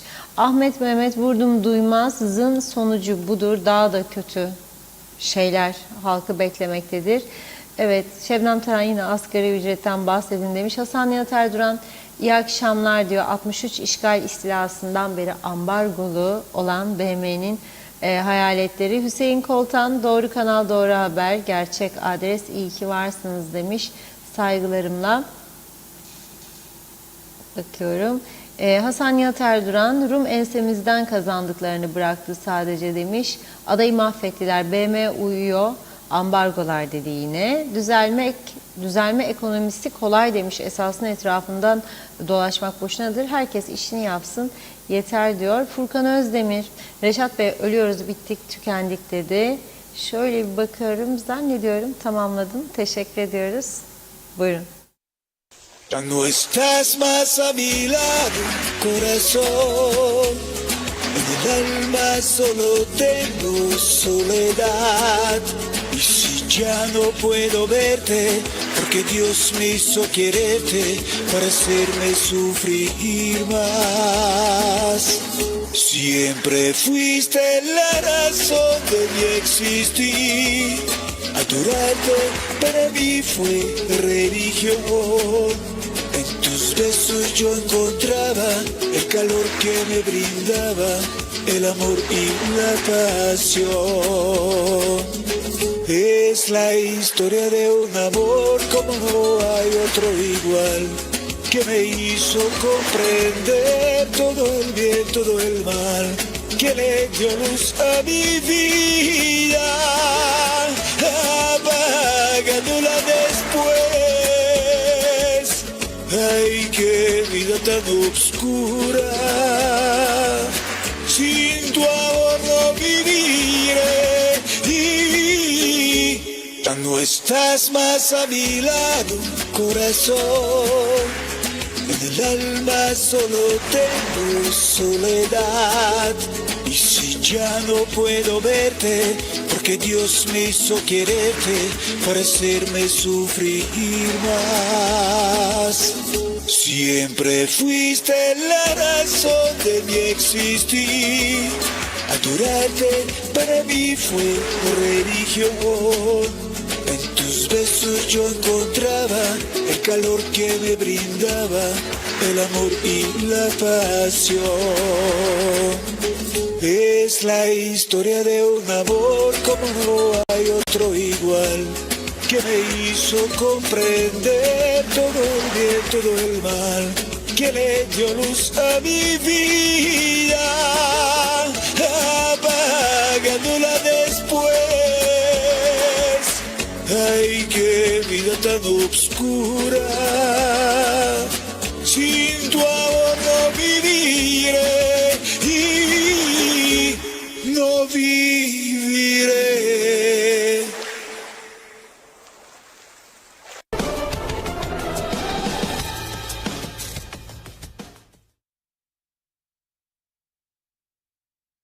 Evet, Historia de un amor. Çok değişik lisanlarda söylendi. Çok sevdiğim bir şarkı olduğu için sürekli dinletiyorum size de. Sevmenizi istiyorum yani, çünkü güzel bir şarkıdır. Ajda Pekkan'ın da unutulmaz bir şarkısı. Bütün dualar. Neydi şarkının adı? Historia de un amor. Türkçesi. Bütün dualarım seninle galiba. Efendim? Bütün rüyalarım seninle. Ben de oradan Evet. Ajda Pekkan duyarsa gücenecek. Neyse, şimdi arkadaşlar 2 tane görüntü getirecek ekrana. Programımızı onunla tamamlayacağız. Bir tanesi Karpaz'dan, bayram sonrası Karpaz. Bir tanesi de Temiz Adanın. Bakın, arabadan çekmiş vatandaş, gönderdi bize. Bayram sonrası Karpaz diyor. Tamamen terk edilmiş bir yer durumunda. Hani sahiller bizimdir falan istiyoruz. Sahiller bizim. Ama bakın ne hale getirmişiz. Verelim arkadaşlar, genişlerelim. Bak, demirler paslandı. Bakın. Bakın. Arabadan inmek bile istemedim. Baktım, misafirlerimi geçsinler. Ben arabadan bile inmedim.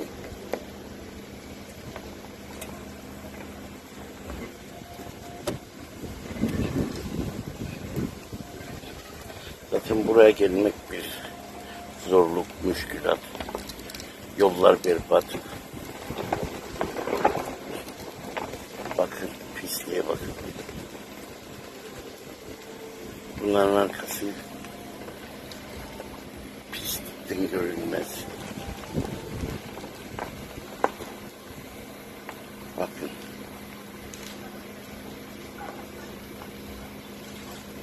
Çöplüğe bakın. Bak. Hale bakın ya.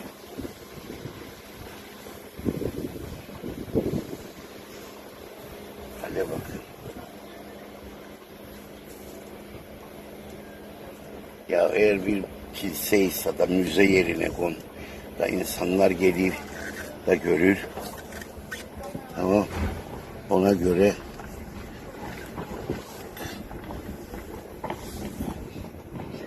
göre insan temizler ya. Bakın. Pisliğe, çöplüğe. Etrafa bak. Ha, da boş dolandıracağız. Bu traktörler ne yapar burada? Eşekler etrafımızı dolaşır. Bu eşekler bile at susuzdur. Gelirler arabaya yakın belki yem verecek. Ne bileyim ben, eşekler şeyin içine bile girerler bak. Pencereyi bile açar bak bak. Eşeklere bak. Bakın.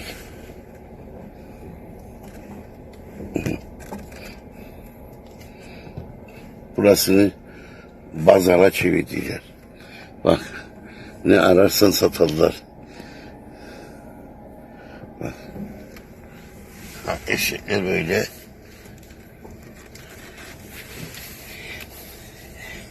Ya o arabadan inmek istemedim. Pisliğe bakın. Bizim zihniyetimiz budur. Biz böyle güzel yaparız ha. Bak. Kırık kırık karavanlar, eski püskü şeyler. Burası Silver plajının olduğu yerde, restoranların arkası. İşte gördüğünüz gibi. Evet, temizleme ekibimiz burasını Yeni Boğaziçi Belediyesi'nden araç istedi ve bu toplanılan çöpleri hepsini arabaya aktarıyor.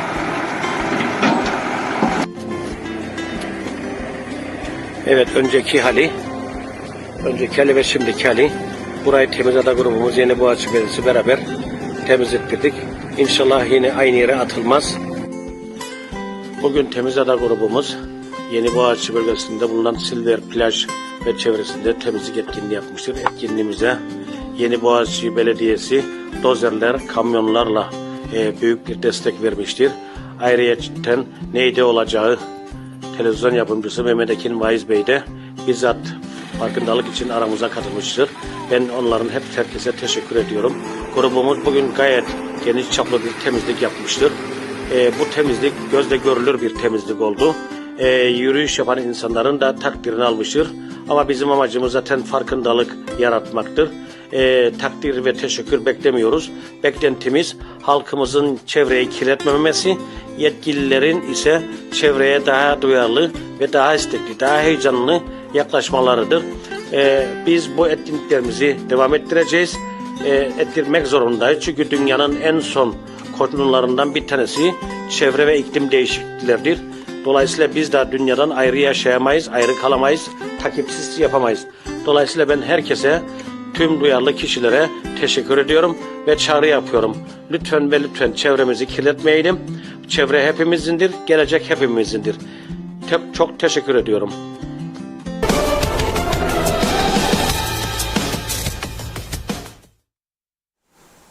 Evet, Silver Beach en güzel yerlerden biridir, deniz, sahil. Hadi sahiller bizimdir. Yahu sahiller senin ama bak ne hale sokuyorsun sahilleri. Sahilleri sıkı kurallar gelecek, gelmelidir.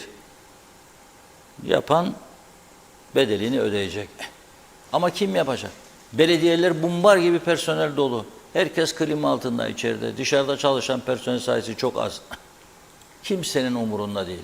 Burası tamamen bir zorla diyeyim, böyle bir zorla, baskıyla ayakta durur gibi bir pozisyona geldi.